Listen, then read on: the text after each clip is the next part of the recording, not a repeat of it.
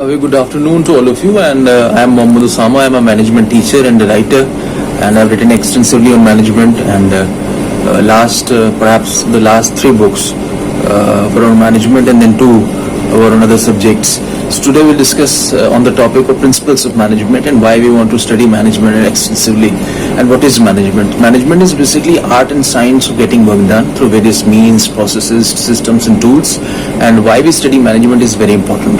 So basically when we study management, we are asking how to do the work and how to do the task which is at hand. So what is business? Basically when we are talking of management, we are then talking of ultimately business. So what is management? It is ultimately an art and science of getting work done, and in the context of business is ultimately art and science of getting the profit and the products extensively out of the box. So what is business? Business is an economic activity. Characteristics of business is, of course, first is sale, second is transaction, third is risk, fourth is profit, and fifth is reoccurrence. So all these 5 associates of business should be there, then only it is called business. Then what are the types of business? What are the types of business? First, of course, is commerce, and second, of course, is industry. So when we go to commerce, then of course commerce is divided, and that means further divided into these parts: banking, transport, insurance, trade, warehousing, packaging, advertising. And on the other hand, industry is divided into extractive, genetic, manufacturing and construction. So business can be divided into commerce, that is the services part, and second is of course the industry part, or perhaps the manufacturing part. So how does business works? Business works on society, business works on citizens, and ultimately through profits, business is reoccurred again and again. What are the objectives of business is the next topic. Objective of business is like the first objective of business is organic objectives, that is the internal objective of a business. Second is of course the economic objectives. Economic objectives means what are the basic profit-oriented objectives of business, how to run a business, how to get money back. Third, of course, is social objectives of business, how to get the social objectives, social obligations done like CSR. Fourth, of course, is human objectives. What are the basic human objectives of the business? Perhaps what are the human development parameters associated with business projects? And the last are national objectives, that means national goals, national programs, national policies associated with business. So these are the 5 objectives of business. Next topic, of course, is concept of management. What is the concept of management? As discussed before, management is a science and art of getting work done. That means it is some kind of a process through which we can get the work done, some kind of mechanism that we apply so that a particular process can be done. So what is the concept of management? Number 1, it is an economic resource. That means if you put in proper management principles, it acts as an economic resource. We can save money, we can save our currency. Second, it is a teamwork. Management only happens when n number of people are working on n number of projects or even one project. Third, it is an academic discipline. It is an art, or perhaps it is a science. It can be studied, it can be taught, it can be practiced. Fourth, of course, it is a process. Management is a process, for example, part 1, part 2, part 3, part 4. It happens in a process in phased manner. Fifth, it is a human process. Management only happens when there is a human interface required, when there is a human is there, perhaps people are there, and people management is very important. Sixth, of course, management is for ideas, things and people. Like we only not manage things, but we also manage people, we also manage ideas. So these perhaps were the concept of management. What is the nature and feature of management? So there are some nature and features of management that we should know. First, of course, is management is universal. Management is universal means management is everywhere, from one place to another, from government to non-government to corporates to NGOs. Second, of course, management is purposeful. There is a specific purpose to apply the principles of management. Third, of course, is management as a unifying force. Management as a unifying force means management unifies all the inputs and all the outputs, all the process going on. Fourth, of course, is management as a social process. It happens in society, it happens openly, it happens in industry, it happens in schools and colleges, everywhere. Fifth, of course, is management is multidisciplinary. Management involves different subjects.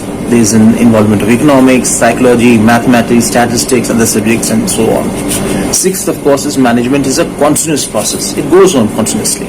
It cannot happen that in 1971 a company was managed this way and today it is managed some other way. It was managed that way also, in this way also. It is a continuous process. Seventh, of course, management is intangible. You cannot touch management. You can't say that management look that way or this management look that way. Intangible means you can't touch it. You can feel the management was good. The company was well managed. So management is intangible. Eighth, management is situational. Like depends from one situation, from one context, from other context to different context. So it is not one simple formula that will work always. So management is situational. Ninth, management is a science and art both. So management is a science also, management is an art also. So we also apply the principle of science, we also apply the maneuver of art. 10th and last, management is an executive function. It requires certain degree of precision of education, training and professional expertise to apply management education and management training. Next topic, management versus administration. So we also discussed many things about administration. Many people say that administration was good, some people say management was good. So what is the difference between management and administration? First, administration is above management. First concept is administration. The overall management of things above the management is above management. Second, administration is the part of management. That means administration it itself is the part of management. So administration and management are one and they are basically part of each other. Third, administration and management are one. That means they are almost like equal things. We don't need separate management, we don't need separate administration, they are almost like similar things. So these are the three concepts of management and administration. Next topic is, of course, management as a profession. I mean, you know, so many people do MBAs and BBAs and BCom and MCom, PGDMs, and where they all go, they go to the management market. So what is like management as a profession? Why do we study management? So in management as a profession, number one is well-defined body of knowledge. We have well-defined body of knowledge. There are formulas, there are theories, there are philosophies, there are principles, there are postulates. Second, of course, is learning and experience and training. We require training, we require experience, we require learning. Third, of course, is qualifying basis. There are certain degree of qualifications required. If you're an MBA, if you clear a CAT, then of course you are having CAT score. So that qualification is there. Fourth, of course, is a profession body, a professional body like IMA, LMA, Lucknow Management Association, All India Management Association. All these bodies are professional bodies. So management has a professional body. Fifth is, of course, is the ethical code of conduct. All bodies, all jobs, all works, all assignments have a professional code of conduct. Unless and until we do not have minimum requirements of work, we cannot do work. And sixth, of course, is honesty and dedication to serve the society. Last, management as a profession principle is we should have honesty, dedication, gratitude to serve the society. Next topic is, of course, role of a manager. Who all people involved in management can be called managers. They are managing, they are working. So what are the roles of manager? Basically given by Mintzberg. The first role of management is figurehead. He's a figurehead, he's like a leader. Second, of course, is like a leader. He's leading, he's directing, he's controlling. Third is liaison, means he's almost like giving directions and talking to the people. Fourth is monitor. He's monitoring, like a monitor of a class. He's monitoring, he's telling what to do, what not to do. Fifth is the disseminator. Disseminator means he's disseminating information and knowledge. He's telling other people what is correct, what is not correct. Sixth is a spokesperson. What is a spokesperson? He is officially speaking. Seven, of course, is the entrepreneur. He is like an entrepreneur. Eighth is disturbance handler. He handles disturbance for almost all people. He manages disturbances, he manages conflicts. Ninth is resource allocator. He allocates resources. He distributes resources. And 10th, of course, is a negotiator. That means he negotiates for the conflicts. So the next topic is importance of management. Why we study management, and ultimately what is the basic essence of management? What we'll get out of studying management at the national level, at the state level, or the regional level, at the city level. Number one is, of course, the achievement of group goals. Our group goals will be achieved. Our individual goals will be achieved. Second is, of course, optimum utilization of resources. Our resources will be utilized, properly utilized. Third, of course, is GDP and economic growth. If you are working nicely, we are well managed, our management is nice, and at the national level also we are not wasting resources, productivity is good, economic growth will be there, GDP will be more. Fourth is, of course, human development. If management is good, human development index will be more, there will be more prosperity. Sixth or fifth perhaps, is of course social obligations. Social obligation means what are the social obligations of management, like what are the CSR principles, what are the other social responsibilities, what are the other charitable causes associated with the business. So all this was, of course, was the importance of management. Next topic, of course, is the function of management. What are the basic functions of management? How we recognize management? The first, of course, is planning. We plan, we forecast, we sit down and think what to do, how to plan our objectives. Second is, of course, organizing. Second, of course, is organizing. What is departmentation, what is delegation, what is division of work, what is task allocation. We all do that, and we do in organizing. Then, of course, third is staffing. We all know that there is a degree of manpower planning, there is degree of recruitment, selection, training and development in staffing. And so third, staffing is very important. Any organization cannot work without recruitment and selection and staffing. Fourth is directing. Directing is like leading. So when you are directing, you are telling what other people should do and how should do.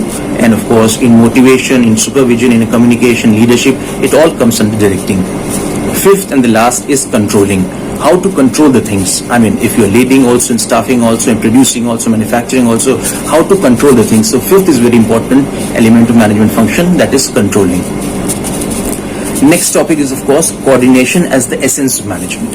Coordination is very important because ultimately if there is no coordination between two parts of a management, two parts of a process, two parts of a business element, there will be no management principles that will be applied nicely. So coordination is very important. Coordination is needed to perform all management functions. Coordination is required at all levels. Management and coordination are very important for each other. Next, of course, is 3 E's of management. What are the 3 E's? E for elephant. What are the 3 E's of management? First, of course, is efficiency. Efficiency is very important. Second, of course, is economy. Economy, that is cost and revenue, is very important. Third, of course, is effectiveness. Effectiveness is managing objectives. Effectiveness is also very important. So what we just learned, 3 E's of management: efficiency, economy and effectiveness.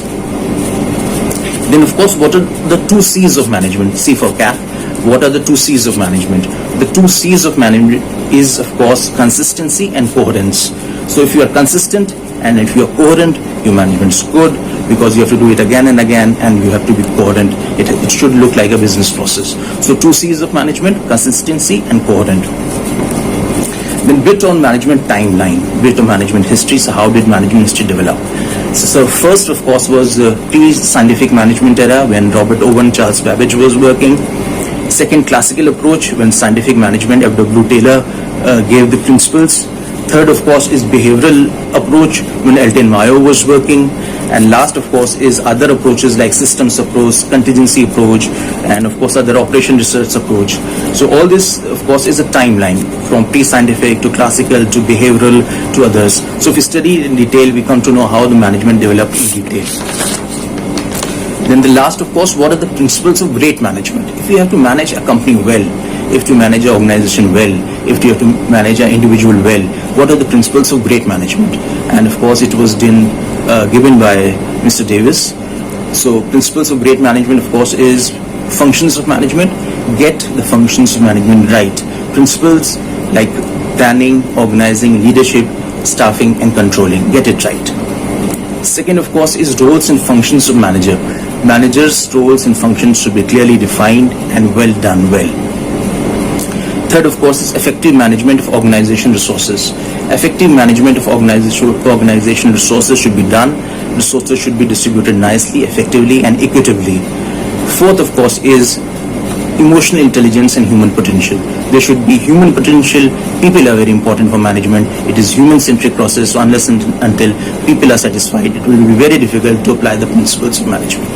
And the last and the least, of course, is know your business well. And ultimately, at the end of the lecture, we want to tell that it is very important unless and until we are well managed. The concept of self-management is so evolved, time management is so evolved, life management is so important. So unless and until we are managed ourselves, then only we will manage the company well, we will manage ourselves well, we will manage our nation well. So ultimately, thanks a lot for watching this video on management. Please be with us. Thank you so much.